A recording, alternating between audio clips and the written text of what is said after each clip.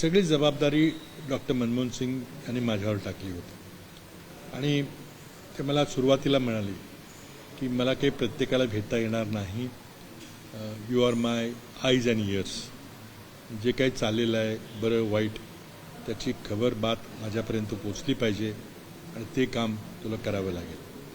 मी 6.5 वर्ष अत्यंत सवळीकेनं त्यांच्यासोबत काम केलं.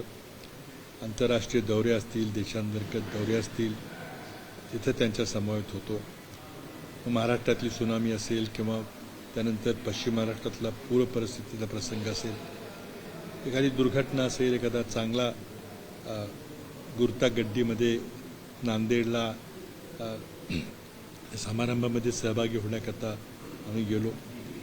त्या कालखंडामध्ये मला वाटतं पंतप्रधान कार्यालयामधील कामामधली सर्वात मोठी उपलब्धी ती म्हणजे भारत अमेरिका अणुऊर्जा करार. मनमोहन सिंग म्हटलं की 1991चे आर्थिक सुधार आणि अणुऊर्जा करार. त्याच्या व्यतिरिक्त अनेक अशा छोट्या छोट्या गोष्टी आहेत ज्या जनतेपर्यंत पोहोचलेल्या नाहीत.